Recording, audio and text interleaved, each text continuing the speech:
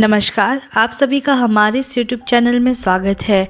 आज का हमारा शीर्षक है परम लक्ष्य की प्राप्ति, जो कि है अखंड ज्योति से। तो आइए वीडियो शुरू करते हैं। बहुत समय पहले की बात है। बोधिसत्व का जन्म काशी नरेश बाह्यभद्र के यहाँ छोटे बेटे के रूप में हुआ था। वे उसे राष्ट्राध्यक्ष बनाना चाहते थे, पर छोटा बेटा होने के कारण उसे वैसा मौका नहीं मिला। तो उसने तांत्रिक महासिद्ध प्रत्यंग से अपनी मनोकामना की पूर्ति का उपाय पूछा। तो महासिद्ध तांत्रिक ने बताया कि आने वाले माह में तक्षशिला का सिंहासन खाली होने वाला है। यदि वे अभी चल पड़े तो उन्हें वह सिंहासन मिल जाएगा। पूर्णिमा के दिन सुबह राजद्वार पर खड़े व्यक्ति को ही सिंहासन मिलेगा, ऐसी नियति है। उनकी इस तीव्र आकांक्षा के कारण वो तुरंत ही चल पड़े। उन्होंने अपने साथ अपने 5 जिगरी दोस्तों को भी ले लिया और जाने से पहले महासिद्ध प्रत्यंग से आशीर्वाद लेने पहुँचे।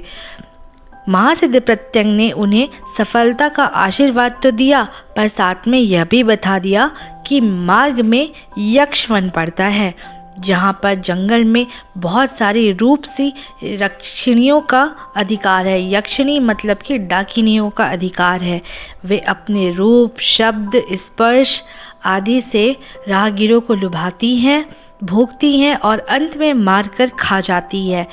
तो इस सब विपत्ति से दूर रहने में ही तुम्हारी भलाई है। बोधिसत्व अपने दोस्तों के साथ चल पड़े। उन्होंने न तो आराम पर ध्यान दिया और न ही किसी और चीज़ पर। उनका ध्यान बस अपनी मंजिल पर था। चलते चलते रास्ते में यक्षवन आ गया। यक्षवन को लेकर के राजकुमार तो पहले से ही सावधान थे, पर उनके साथ चल रहे उनके दोस्त उनके कसौटियों पर खड़े नहीं उतरे।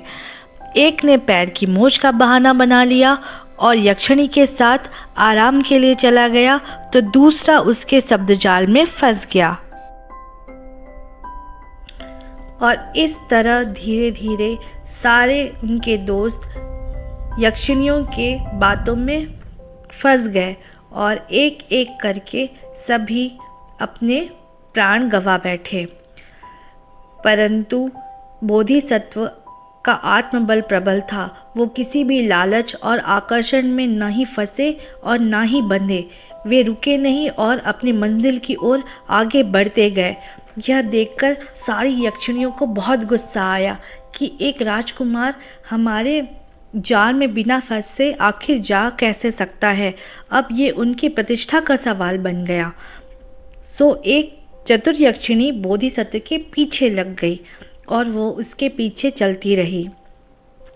रास्ते पे राहगीरों ने यक्षिणी से पूछा कि तुम कौन हो और इनके पीछे क्यों पड़ी हो। तब यक्षिणी ने बोधिसत्व को अपना पति बताया और यह बताया कि ये उनकी उपेक्षा कर रहे हैं और उस पर ध्यान नहीं देते। इस पर सारे रास्ते के राहगीरों ने बोधिसत्व को बहुत खरी खोटी सुनाई, पर बोधिसत्व बिल्कुल भी विचलित नहीं हुए और इन सब फिजूल की बातों पर ध्यान नहीं दिया और अपनी मंजिल की ओर आगे बढ़ते गए। इस तरह से यक्षिणी की ये प्लान भी फेल हो चुकी थी। अब यक्षिणी ने अपने आप को बोधिसत्व से प्रेग्नेंट बताया और बोला कि मैं गर्भिणी असहाय हूँ और यह मुझ पर ध्यान नहीं देते। इस तरीके से यक्षिणी का पक्ष और प्रबल हो गया। सारे राहगीर उस यक्षिणी की बात को सच मान लेते और बोधिसत्व को खरी खोटी सुनाते, पर बोधिसत्व इन सारे प्रलोभन, झूठे आरोपों से विचलित हुए बिना अपने लक्ष्य की ओर आगे बढ़ रहे थे और अंततः सारी कठिनाइयों को पार करते हुए वह यक्षवन को पार कर तक्षशिला पहुंच गए और अपने मुहूर्त की प्रतीक्षा करने लगे। पर तब तक यक्षवन की इस सुंदर यक्षिणी की सुंदरता की चर्चा सारे नगर में फैल गई और राजमहल तक पहुंच गई।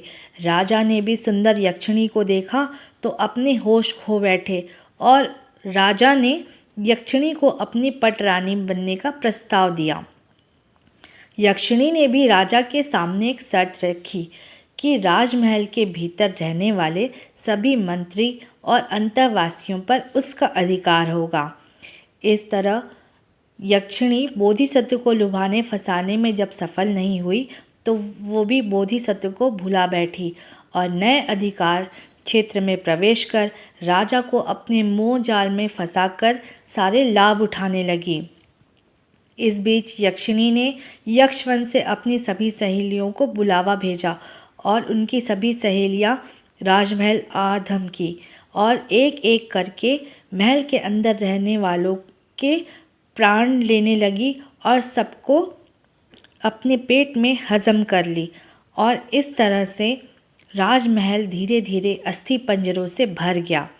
राजा प्रजा में कोई भी शेष न बचा।